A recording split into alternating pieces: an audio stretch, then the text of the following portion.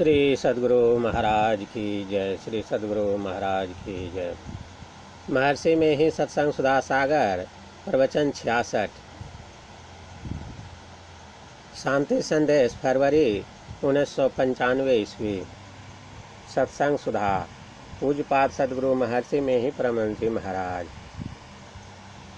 प्रातः स्मरणीय पूज्यपाद सद्गुरु महर्षि में ही परमहंस जी महाराज का यह प्रवचन नेपाल राज्यांतर्गत जिला मोरंग के ग्राम राजाबासा में स्वर्गीय श्री तेजू दास जी के निवास स्थान पर दिनांक 12/3/1954 ईस्वी को हुआ था। प्रेषक पूज्यपाद संत सेवी जी महाराज। बंदा गुरुपद कंज कृपा सिंधु नर रूप हरि महामोह तम पुंज जासु वचन रवि कर निकर। प्यारी धर्मानुरागिनी जनता, ज्ञान का पूरक योग है और योग का पूरक ज्ञान। योग का अर्थ है मिलना और ज्ञान का अर्थ है जानना। बिना कुछ जाने मिले तो किससे। ज्ञान भी दो तरह के होते हैं। एक वह ज्ञान जिससे जानते हैं लेकिन पहचानते नहीं। दूसरा ज्ञान वह है जिससे हम जानते और पहचानते दोनों हैं, किंतु जानते पहचानते दोनों हैं। जाना किंतु पहचाना नहीं, यह अधूरा ज्ञान है और जानकर पहचानने का पूरा ज्ञान होता है। बिना मिलन के भी पूरा ज्ञान नहीं होता, पूरी पहचान भी नहीं होती है। इसलिए ज्ञान और योग दोनों की आवश्यकता है। योग जैसे जैसे बढ़ेगा वैसे वैसे ज्ञान भी बढ़ेगा। बढ़ते बढ़ते योग भी बढ़ेगा और ज्ञान भी बढ़ेगा। चित्तवृत्ति का निरोध करना योग है। यदि कोई कहे तो कहना चाहिए कि चित्त की धारें एक नहीं होने से निरोध कैसे हो सकता है। चित्तवृत्ति के एकत्र होने से ही निरोध होगा। तब प्रश्न होगा कि ज्ञान और योग तो हुआ लेकिन भक्ति तो नहीं हुई। तो कहो कि भक्ति का अर्थ है सेवा। प्रणाम करना भी सेवा है। प्रणाम करने से आदर होता है। आदर होने से उसके दिल में प्रसन्नता होती है। यह जीवित प्राणी के लिए है। जो जीवित प्राणी नहीं है उसके लिए क्या सेवा है। जैसे औषधि सेवन है, औषधि को खा जाते हैं, शरीर में लगाते हैं अथवा सूंघते हैं, यह भी सेवा है। जिससे जैसा काम लेना चाहिए वैसा लेना सेवा है। जैसे गंगा सेवन। गंगा में स्नान करते हैं, वायु में टहलते हैं, गंगा का जल पीते हैं। गंगा जल जड़ पदार्थ है। जड़ ज्ञानहीन पदार्थ को कहते हैं। जैसे यह कागज का फूल है, इसको ज्ञान नहीं है, यह जड़ है। यह शरीर भी जड़ है, किंतु इसमें चेतन है। जैसे लोहे को अग्नि में तपा देने से वह लाल हो जाता है, अग्नि का रूप हो जाता है और अग्नि का काम करता है। किंतु उसको आग से थोड़ी देर अलग रख दो तो उससे लाली निकल जाती है और वह ठंडा पड़ जाता है। फिर उससे अग्नि का काम नहीं होता। उसी तरह इस शरीर में जब तक चेतन है तब तक यह चेतन सा काम करता है। मुर्दा शरीर में से चेतन निकल जाता है तब वह जड़ का जड़ हो जाता है। तो यह जड़ और चेतन पर कहा। अब सेवा पर आते हैं। जैसे गंगा की सेवा। गंगा जड़ गग जल जड़ है, गंगा जल जड़ है, उसको ज्ञान नहीं है। उसको पीते हैं, उसमें स्नान करते हैं, यह भी सेवा है। सेवा किसकी करोगे? यदि ज्ञान नहीं हो तो मिलोगे किससे? ईश्वर की सेवा करोगे, भक्ति करोगे। यदि ईश्वर के संबंध में जानो नहीं तो उससे कैसे मिलोगे? इसलिए ज्ञान और योग करने से भक्ति भी हो जाती है। भक्ति या सेवा को लोग इस तरह समझते हैं, शिव, राम, कृष्ण, देवी आदि किसी की मूर्ति को बनाकर पूजना भक्ति या सेवा है। शिवलिंग में हाथ पैर नाक कुछ भी नहीं है, किंतु इस रूप को शिव मानकर पूजते हैं। किंतु पूजन इतना ही है कि और भी है। यदि इतना ही रहता तो श्रीमद् भगवद गीता, उपनिषद, शास्त्र आदि क्यों होते? यह मोटा ज्ञान उसके लिए है जो पहले से कुछ नहीं जानता। यह ईश्वरकृत शरीर भी जड़ है।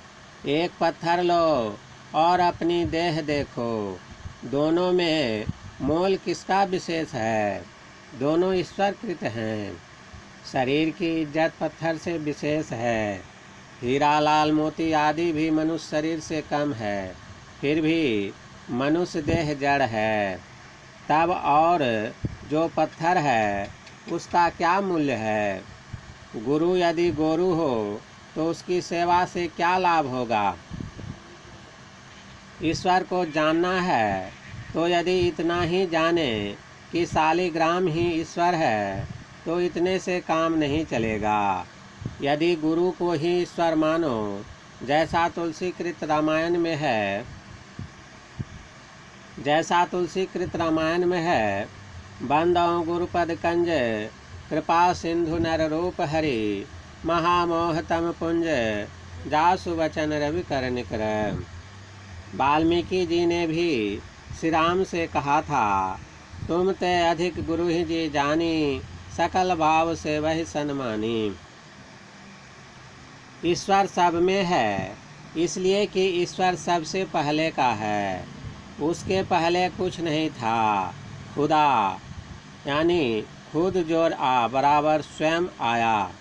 इसी का जोड़ा हम लोगों के यहाँ स्वयंभू शब्द है, किंतु यह शब्द भी कमज़ोर है।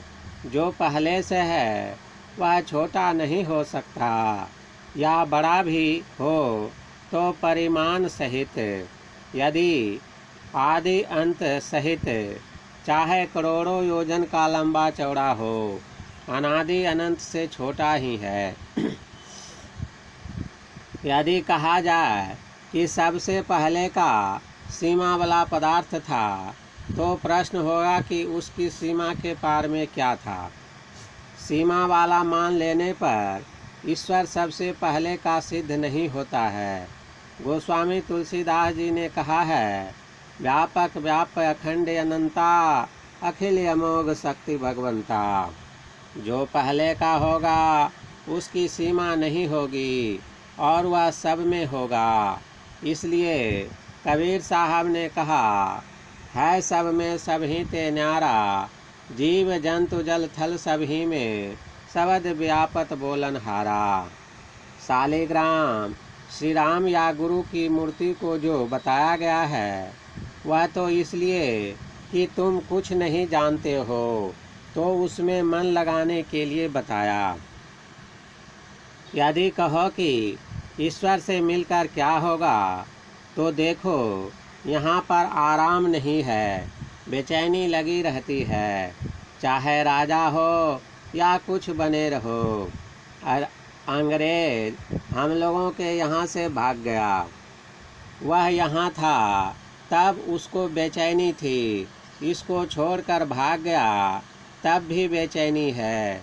सोच कर देखिए, आपकी 1 कट्ठा ज़मीन कोई ले लेता है तो आपका कैसा मन होता है? जिसके हाथ से सारा भारतवर्ष पर जिससे हाथ से सारा भारतवर्ष छूट गया, उसका मन कैसा होता होगा। इसलिए संसार में शांति चैन कहीं नहीं है। चाहे कुछ बन जाओ, सूर्य चंद्र तारे आदि